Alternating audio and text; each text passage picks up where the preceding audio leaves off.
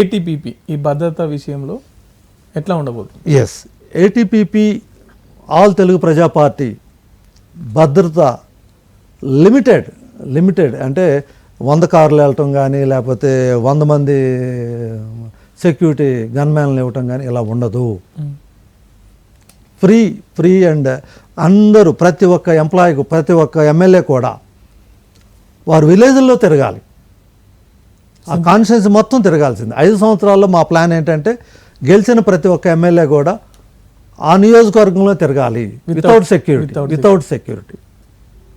అలా నాకు సెక్యూరిటీ లేకుండానే నేను తిరుగుతాను అనుకున్న వ్యక్తుల్ని మేము తీసుకుంటున్నాం. అట్లున్నారా సార్? ఉన్నారు ప్రజలు ఉన్నారు. ఆ రకంగా తయారు చేసుకుంటేనే ప్రజాస్వామ్యం బతికింది. అది కనుక లేకపోతే ఇప్పుడు పిస్తోల్ పెట్టుకుని తిరుగుతూ ఉంటే నీకు కూడా ఎప్పుడు కోపం వస్తుందో తెలియదు. కోపం వస్తే ఎవరినైనా ఏమైనా చేయొచ్చు, ఇద్దరికి ప్రమాదమే. సో అందుకని ప్రజాక్షేత్రంలో ఏటీపీపీ మా ఆల్ తెలుగు ప్రజా పార్టీ ఎమ్మెల్యేలు అందరూ కూడా గెలిచిన తర్వాత ప్రతి ఇంటికి తిరుగుతారు. ప్రజలు ఎమ్మెల్యే దగ్గర రావటం కాదు, ఎమ్మెల్యేనే ప్రజల దగ్గరికి వెళ్తారు. సో అందుకని సెక్యూరిటీ అవసరం లేదు. ప్రజలే సెక్యూరిటీ. నువ్వు మంచి పనులు చేస్తే ఒక ఆర్డీఓని నాకు తెలిసి ప్రజలు ఆపేశారు ట్రాన్స్ఫర్ కాకుండా, అంటే మంచి పనులు చేస్తున్నారు కాబట్టి. మనకి ఇక్కడే ఖమ్మంలోనే ఒక్క పైసా ఖర్చు పెట్టలేదు, ఎమ్మెల్యేగా గెలిచారు. సో డబ్బులు ఖర్చు పెట్టకుండా ఎమ్మెల్యేగాను కార్పొరేటర్గా కౌన్సిలర్గా గెలుస్తున్నారు. నువ్వు కూడా గెలువు. సో ఆల్ తెలుగు ప్రజా పార్టీ 100% గెలిచిన తర్వాత ప్రజల్లోనే ఉంటాము. గెలవక ముందు ప్రజల్లో ఉండాలి కదంటే గెలిస్తేనే కదా ప్రజల్లో ఉండాల్సింది. గెలవక ముందు ప్రజల్లో ఉండి ధర్నాలు చేయాల్సిన అవసరం లేదు. అంటే ప్రజల సమస్యలు తెలుసుకోవాలి. ప్రజల సమస్యలు అక్కడి నుంచే పుట్టుకొచ్చాం కాబట్టి ప్రజా సమస్యలు ఇప్పుడు మన పాదయాత్రలు చేస్తున్నారు, అందరూ చేశారు పాదయాత్రలు. ఏం సమస్యలు తీరినాయి? మేము సమస్యల నుంచి పుట్టుకొచ్చాం. సమస్య ఏంటో తెలుసు సమస్య. అందుకని మా మేనిఫెస్టోలో కూడా అభివృద్ధి సంక్షేమం 50-50 ఉంటుంది. ఒక గేదె సబ్సిడీ లోన్ కావాలంటే ఒక తల్లికి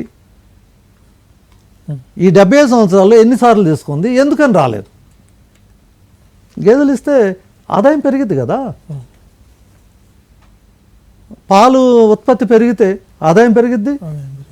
పాలు కొనే వాళ్ళందరూ కూడా హ్యాపీగా మంచి పాలు తాగుతారు, ఆరోగ్యంగా ఉంటారు. ఎందుకని ఇవ్వలేకపోయావు?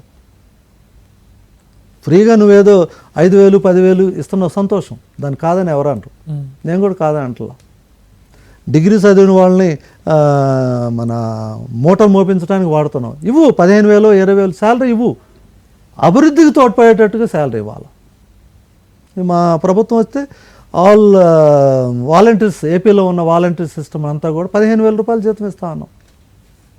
మూటలు మోయటం కాదు, 100% వాళ్ళ అభివృద్ధి జరిగేటట్టుగా చూస్తాం.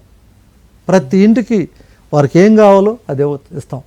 సో ఇంకా ఎందుకు సెక్యూరిటీ? ఏది కావాలంటే అది ఇస్తున్నప్పుడు మళ్ళీ ప్రజల్ని పని లేకుండా, ఏది కావాలంటే పని చేసుకోవటానికి, వాళ్ళు కాళ్ళ మీద నిలబడి వాళ్ళు నిలబడటానికి, వాళ్ళ ఆదాయం పెంచుకోవటానికి, పని చేసుకోవటానికి పని కల్పిస్తాం. ఏది కావాలంటే ప్రజలు కూడా ఏది పడితే అది అడగరు. వాళ్ళకి ఏం కావాలి, వాళ్ళ లక్షాధికారి కావటానికి ఏం కావాలి? 10 గేదెలు కావాలా, 10 గేదెలు తీసుకుని పాలు ఉత్పత్తి చేసుకో. గొర్రెలు కావాలా, మేకలు కావాలా, చేసుకో. రాళ్ళు కొట్టేవాళ్ళు ఎవరైనా ఉంటే నువ్వు ఆ క్వారీ నువ్వే తీసుకో. ఓకే, లేదు మంగళ షాప్ పెట్టుకుంటానంటే మంగళ షాప్ పెట్టుకో, దానికి కావాల్సిన పెట్టుబడి ఇవ్వు. లేదు మన